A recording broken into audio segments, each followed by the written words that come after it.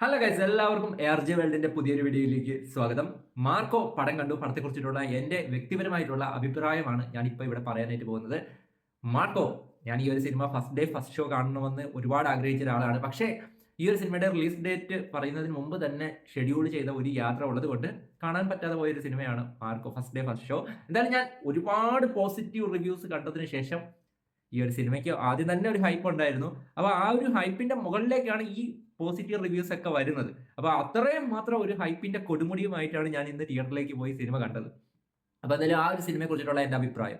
Marco directed by Haneef Adeni. ഈ ഒരു സിനിമയുടെ മ്യൂസിക് ചെയ്തിരിക്കുന്നത് റവി ബസ്രൂർ. ഈ ഒരു സിനിമയുടെ സിനിമാറ്റോഗ്രഫി ചന്ദ്രു സെൽവരാജ്. ഈ ഒരു സിനിമയുടെ എഡിറ്റർ ഷമീർ മുഹമ്മദ്. ഇവരെ ആദ്യം തന്നെ എടുത്ത് പറയണം. കാരണം ഈ ഒരു സിനിമയുടെ technical side is so so so brilliant.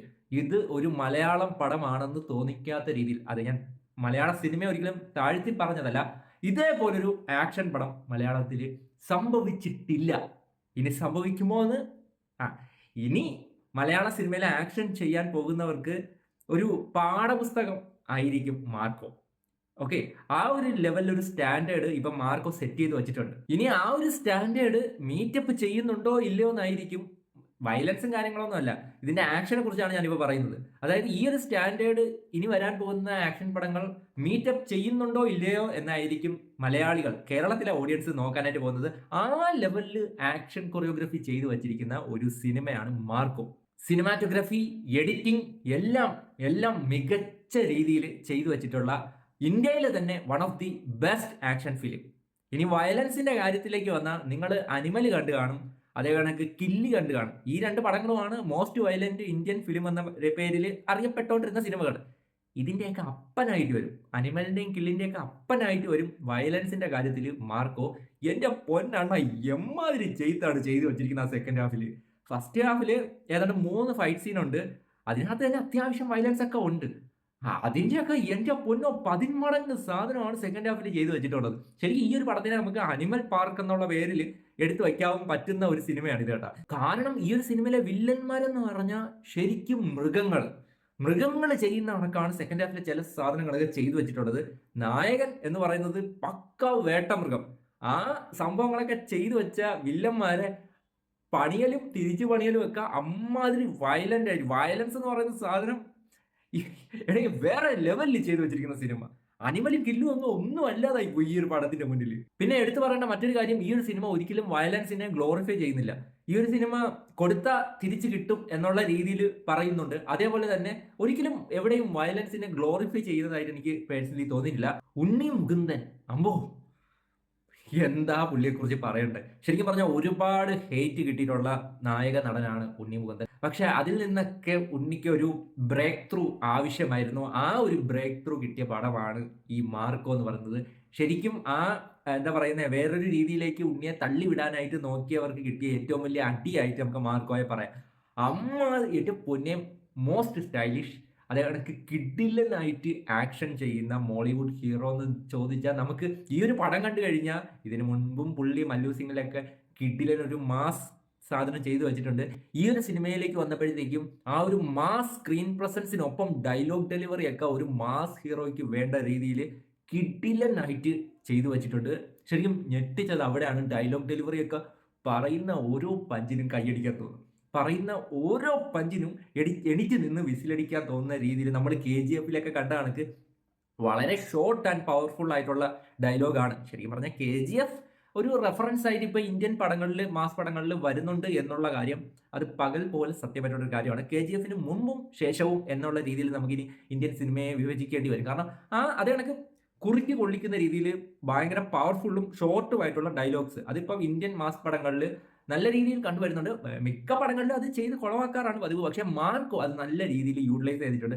നായകന്റെ ആയാലും വില്ലന്മാരുടെ ആയാലും എല്ലാം ഡയലോഗ് ഡെലിവറി ഒക്കെ പക്ക ഷോർട്ട് ആൻഡ് പവർഫുൾ ആയിരുന്നു. അതിനകത്ത് ഉണ്ണിമുകുന്ദന്റെ ഡയലോഗ് ഡെലിവറി പൊളിച്ചിട്ടുണ്ട്. ഇടിക്കൊക്കെ ഇമാതിരി പഞ്ചാണ് ഫീൽ ചെയ്യുന്നത്. ഇതിനു മുമ്പ് ഏതോ ഒരു ഇന്റർവ്യൂവിൽ എനിക്ക് തോന്നുന്നു പൃഥ്വിരാജാണെന്ന് തോന്നുന്നു, ഏതോ ഒരു ഇന്റർവ്യൂവിൽ KGF പോലെ ഒരു പടം മലയാളത്തിലേക്ക് കൊണ്ടുവരികയാണെങ്കിൽ ആര് നായകനാക്കും എന്ന ചോദ്യത്തിന് ഉത്തരമായിട്ട് പറഞ്ഞത് ഉണ്ണി മുകുന്ദനാണെന്ന്. അത് പൃഥ്വിരാജാണെന്നാണ് തോന്നുന്നത്. അത് പക്കയായിട്ടാണ് കേട്ടോ പറഞ്ഞത്. ശരിക്കും ഈ ഒരു പടം കാണുമ്പോഴത്തേക്കും ഉണ്ണിയുടെ പെർഫോമൻസിന്റെ കാര്യത്തിലൊന്നും ആർക്കും ഈ ഒരു പടം കണ്ടു കഴിഞ്ഞാൽ ഒരു എതിരഭിപ്രായം ഉണ്ടാവത്തില്ല. പക്ക സ്റ്റൈലിഷ് മാസ് ആക്ഷൻ ഹീറോ എന്നുള്ള ആ ഒരു പരിവേഷം ഈ ഒരു സിനിമയോട് കൂടി കിട്ടിയിട്ടുണ്ട്. ഇനി അത് അങ്ങോട്ട് മെയിൻറ്റെയിൻ ചെയ്ത് പോകുക എന്നുള്ളത് ഉണ്ണി മുകുന്ദൻ എന്ന ആക്ടറുടെ ഒരു കടമ്പ കൂടിയാണ്. ഞാൻ നേരത്തെ പറഞ്ഞിട്ടുണ്ടെങ്കിൽ ഈ ഒരു സിനിമയിലെ വില്ലന്മാരെന്ന് പറഞ്ഞാൽ കൊടൂര വില്ലന്മാരാണ്, അതായത് മൃഗങ്ങളാണ്. Main villain Kabir Duhan Singh. പുള്ളി എൻ്റെ പൊന്നെ എന്താ പറയുന്ന വില്ലനിസത്തിന്റെ അങ്ങേ അറ്റം ഈ ഒരു സിനിമയിൽ കാണിച്ചു വെച്ചിട്ടുണ്ട്.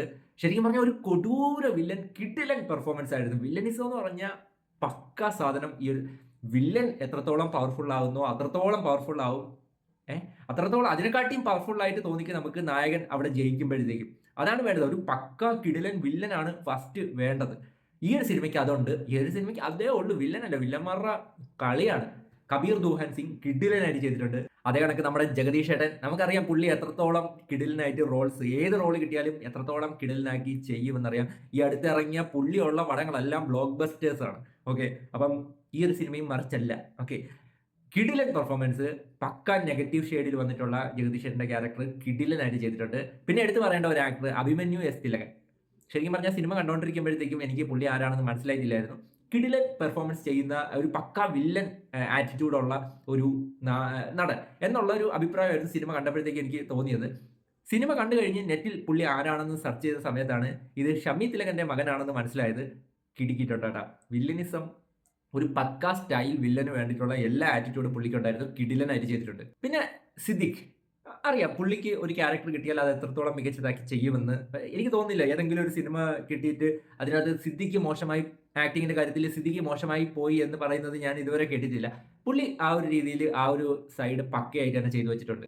റവി ബസ്രൂർ, പുള്ളി കത്തിച്ചിട്ടുണ്ടെന്ന് പറഞ്ഞാൽ ഫസ്റ്റ് ടൈറ്റിൽ ട്രാക്ക് മുതൽ ലാസ്റ്റ് എൻ ക്രെഡിറ്റിൽ ഒരു സോങ് വരുന്നുണ്ട്. അതുവരെ ആ ഒരു എൻ ക്രെഡിറ്റ് സോങ് എന്ന് പറയുന്നത് ഒരു ഒന്നൊന്നര പൊളിയായിരുന്നു.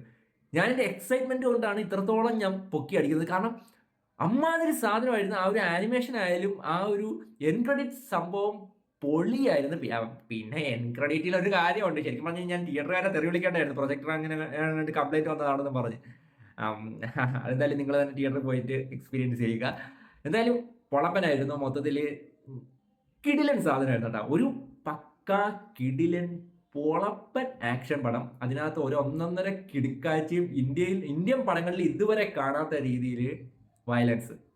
എനിക്ക് തോന്നുന്നില്ല ഇന്ത്യൻ പടങ്ങളിൽ ഇതിന് മുകളിൽ ഒരു വയലൻസ് ചെയ്ത് വയ്ക്കാനായിട്ടൊരു പടം ഇനി വരുമെന്ന് എനിക്ക് തോന്നുന്നില്ലടേ. ഇനി അവരെന്ത് കാണിക്കാനാണ്? എല്ലാ സാധനവും ഇതിനകത്ത് കാണിച്ചു വെച്ചിട്ടുണ്ട്. ഇത് കൂടുതൽ ഇനി വയലൻസ് കാണിക്കാൻ എന്ത് കാണിക്കാനാണ് എനിക്കറിയത്തില്ല കേട്ടോ. ഇനി ഇതിലും വലിയൊരു വയലൻസ് പടം ഇന്ത്യയിൽ വരുമോ എന്നുള്ളത് ഒരു ക്വസ്റ്റ്യൻ മാർക്കായിട്ട് നിൽക്കും. അപ്പം എന്തായാലും മാർക്കോ പൊളിച്ചിട്ടുണ്ട്, ഒന്നൊന്നര പൊളി പൊളിച്ചിട്ടുണ്ട്.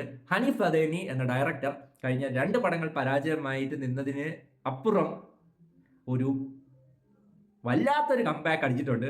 ഇത്രയ്ക്ക് മാത്രം ട്രെൻഡ് ആകും ഈ ഒരു സിനിമയെന്ന് ഞാൻ സ്വപ്നത്തിൽ പോലും വിചാരിച്ചിരുന്നില്ല കേട്ടോ.